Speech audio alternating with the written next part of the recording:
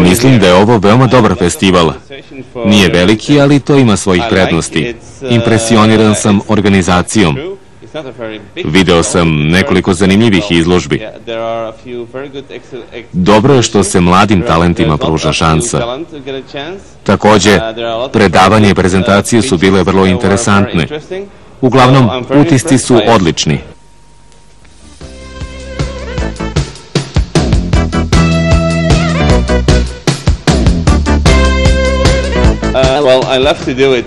Privremeno sam prestao da se bavim organizacijom, ali festival u Ganshorenu, predgrađu Brisela, je zaista poseban. To je jedini festival na kome učestvuju obe etničke zajednice u Belgiji i trudimo se da budemo drugačiji, pošto u Belgiji postoji mnogo strip festivala. Imamo konkurs za najbolji strip sa socijalnom tematikom.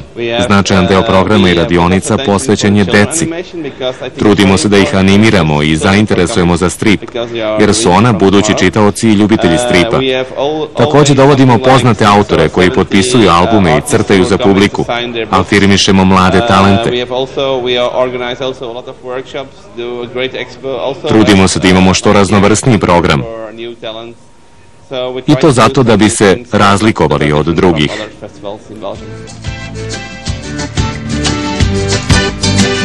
Francusko-belgijska škola stripa po produkciji najznačajnija je u Evropi. Neposredno pre salona stripa u Francuskom kulturnom centru otvorena je izložba na kojoj su predstavljeni najznačajniji autori iz stogodišnje tradicije ove škole. Magazin Stripoteka svoj jubilej posvetio francusko-belgijskom stripu, a uz Stripoteku i italičnog toma Asterixa, Gastona, poručnika Blueberrya stasavale su generacije stripofila i umetnika, od kojih mnogi danas svoje radove objavljuju za francuske izdavače.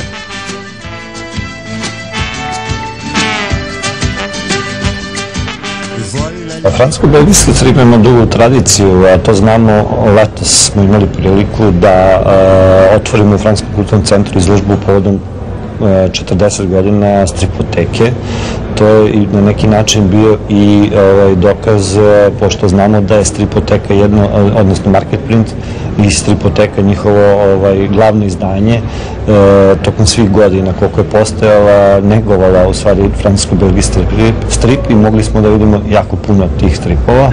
Tako da i ta izložba je bila dokaz koliko dugo i koliko godina već izlaze stripovi sa tog tržišta i koliko naši čitaoci jako vole i cene stripove, a to može da se vidi i na ovom salonu stripa i na konkursu i na mnogim izložbama koliko je taj strip uticao i na naše strip autore. Strip izdavaštvo u Srbiji iz godine u godinu napreduje. Zlatno doba ostaje neponovljivo i nedostižno, ali bogata tradicija uspešno se nastavlja.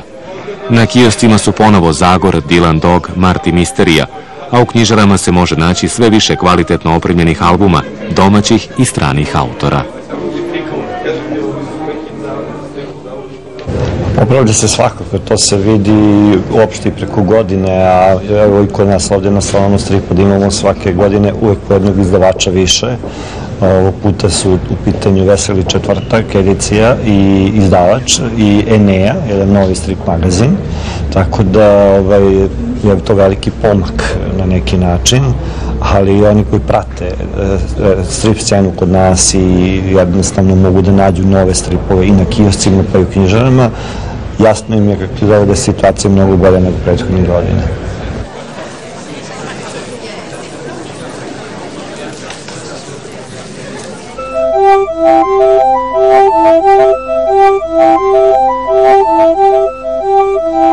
Profesor Rastko Ćirić, povodom 100-godišnjice prvog animiranog filma Fantazmagorija, spajajući tradicionalnu i digitalnu animaciju, napravio je remake i odao počast Emilu Kolu i njegovim čičaglišama, prvim crtanim junacima koji su živjeli na filmskom platnu.